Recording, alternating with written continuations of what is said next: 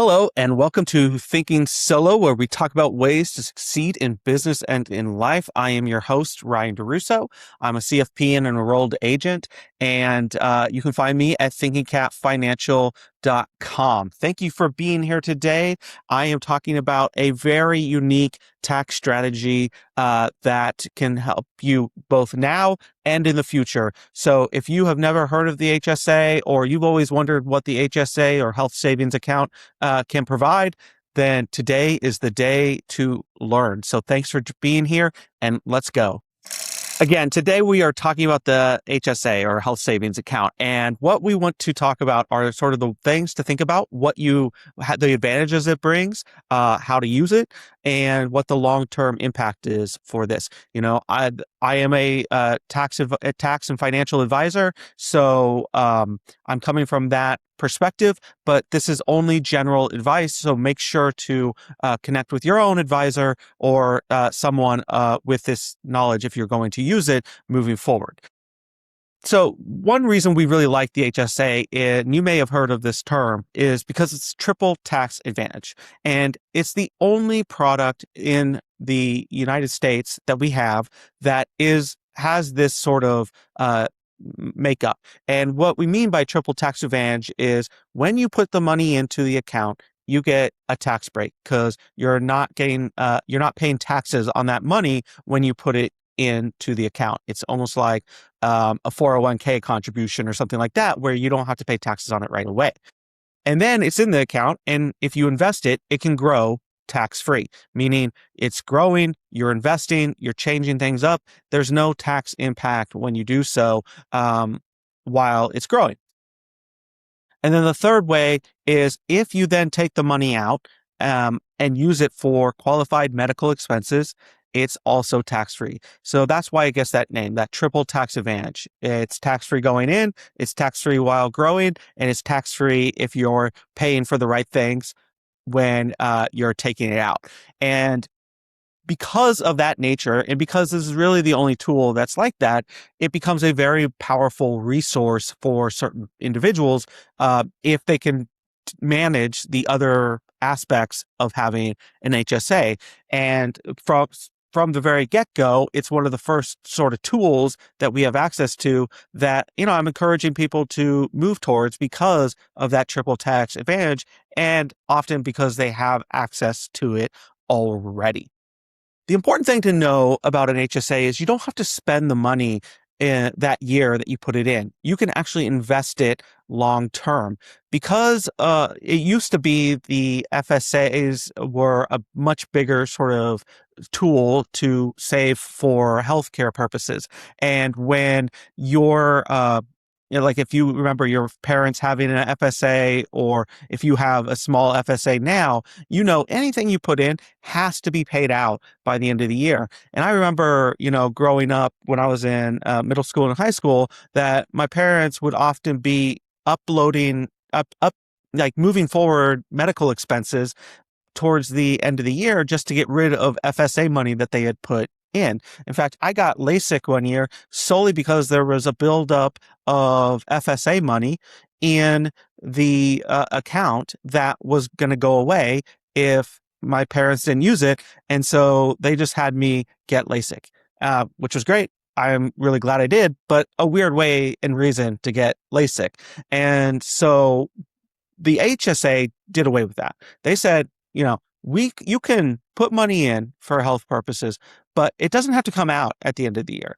You can only put in so much, but it doesn't have to come out at the end of the year. And in fact, the way the HSAs work is you can invest that like an IRA or Roth IRA or whatever sort of tool that you use. You can invest it very similarly, so it grows over time. And this is a very powerful wrinkle in the HSA that previous FSA versions and other medical expense tools didn't have. So now you can invest this HSA. And so essentially becomes a retirement planning tool as well. And that's because you can actually use the money for medical expenses, not today, but in the future, right? So now we are in retirement, or we are nearing retirement, and we no longer have um, health insurance through our employer. We're going to go on Medicare, or we're going to go under, a Cobra plan or something like that. Well, now you can use the health HSA to pay for those expenses at that time. Maybe you've invested it for years, you've funded it for years, and it's grown to a size that's pretty sizable, 100,000, 200,000, who knows, and it can grow just like an IRA. So there's really no limit other than just the fact that you can only put so much in every year. And so that could be a very powerful tool, because let's say you're 75 or 80 and you're starting to have a lot more medical bills. Well, now you have a resource to help pay for those medical bills beyond just cash flow, beyond just Social Security, beyond just your retirement accounts. You can use the HSA and it's tax free. So, I mean, it's a pretty awesome vehicle for that. But there's a fourth wrinkle in the HSA that most people don't really understand or recognize, and it's not like talked about as much. And I would say that it's one of the rules of the HSA that may or may not get changed down the line. But for now, how it works is it works. And so what I'm going to say right now is something that within the rules, it is how it operates. Now, you should be connecting with your tax advisor or whatever in terms of how to actually implement this. But the reality is you've heard me say the HSA can pay for medical bills, right? The truth is there's no deadline for when those medical bills could happen.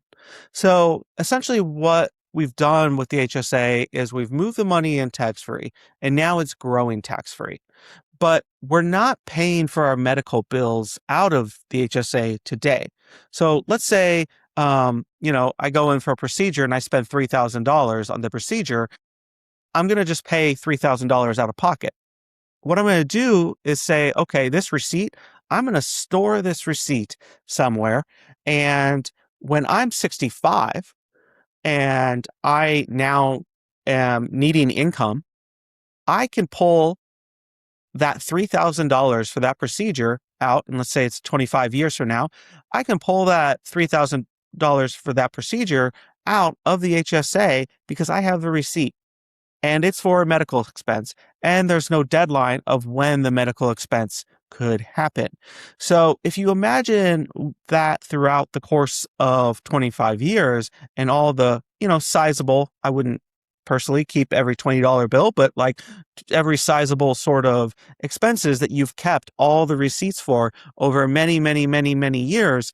Let's say you have $100,000 built up of medical expenses. Now you can take a $100,000 distribution from the HSA, theoretically tax-free. That's where the real power of the HSA comes in, because now you may be paid for your entire first year of income tax-free just by using old medical bills and the HSA that you've never touched. Now, there's some big caveats to this, right? So one, if you got reimbursed for that medical bill, doesn't count. If you try to use that medical bill to write off a portion of your taxes for when you're itemizing taxes, doesn't count. And if you used your HSA to pay for the medical bill, it obviously doesn't count. So there's caveats to it, but a very, very, very powerful way that you can build up a large savings and then use that money tax-free in retirement. And if you don't use all the HSA, you can still use it for health expenses that come down the line. And this is why the HSA really provides so much promise and power for people that they may not realize because of the reason that you have an HSA, which is what I'm going to get into next. So the fifth thing to know about the HSA is that not everyone is eligible. So you can't get an HSA unless you have a high deductible health plan. So you have to be willing to pay a little bit more from a deduction standpoint in order to get access to the HSA. I will say that I do an analysis for clients where I look at like different plans that they have and what's the top end of the plan, what's the low end. So like what happens if there's a very expensive health year and what happens if there's a very cheap health year, and which plan works best.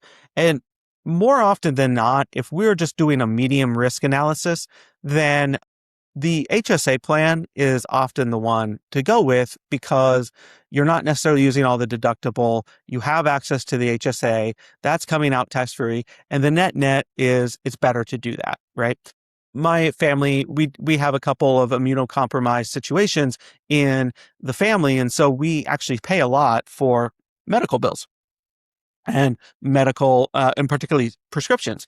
But we still use a high deductible health plan because of that access to the HSA and because we're able to cover the health costs elsewhere. And so you really just have to kind of weigh it for yourself, whether it's worthwhile. But because of the long-term benefits, it can still be worthwhile in situations where you don't necessarily have, the cleanest bill of health, right? I will say one time where I'm often going away from the health HSA account is if a family's planning on getting pregnant in that year, because the expenses are going to be pretty sizable usually, and you're going to hit the top level pretty quickly. And so often we'll say, okay, this is probably a year where we take a break from the HSA. It doesn't mean you can go back and forth, right? You can have one year, and next year you can have it again, that sort of thing. And just because you have a high deductible health plan doesn't mean that the former HSA you have to immediately close. So, it's important to remember that. But between all those things, the triple tax advantage, the ability to use old medical bills to create a tax-free distribution at some point, the ability to grow that HSA over time. All those reasons are a really good reason to at least consider the HSA as you're doing your evaluation, because they can be really powerful in the long run. Today's movie review is an oldie but a goodie. I am a personal fan of old Westerns, any Western, really, as long as there's some real commentary going on and real, like, speaking to a larger purpose other than just, cowboys and Indians type of thing, the old school sort of kind of grotesque way of looking at the world that some Westerns fall into. Well, when they are done well, they can be really, really interesting. And one that I recently saw, Red River, it's from 1948. It's one of the first ones, I believe, from Howard Hawks, and it stars John Wayne, Walter Brennan, and many others.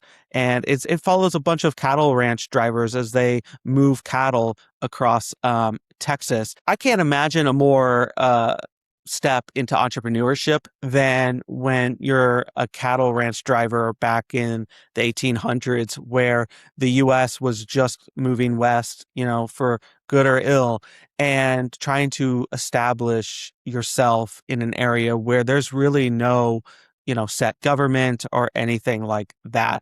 I'm a big reader as well, and I've recently read Lonesome Dove, and which follows a very similar suit, where it's like cattle ranch drivers driving across the country and all the threats to one's life in that situation, whether it's natural or just a natural battle between a group that is getting pushed out, group bandits, all that sort of thing. And, I don't want to get into the social commentary of that, but just the threat of the individual in that situation would be really dramatic. And so it's really hard for me to come up with a better example than, say, like, let's say, there's there's another planet that is found to have resources, and those initial people who are going out to that planet to uncover those resources, use those resources, and eventually sell those resources. That is essentially what they were doing when they were taking these cattle across country without knowing what was in front of them. And so in some ways it's really inspiring, because they are doing what you're doing, right? They are starting something. They don't know how it's going to go. They know that there's some threats. In their case, it's to their body. In your case, it's to your just well-being, and that sort of concern, but still important, right? And yet they still do it, and yet you still do it. And there's something really dramatic about that. And in Red River, it also goes with the fact that the story is really interesting. The commentary can be interesting at times, and even some of the shots that the director takes, where he's really playing with the camera and our perception as these cattle are being driven across rivers and that sort of thing, which you don't always see in 1948, right? And so it was really a really fascinating movie in that sense.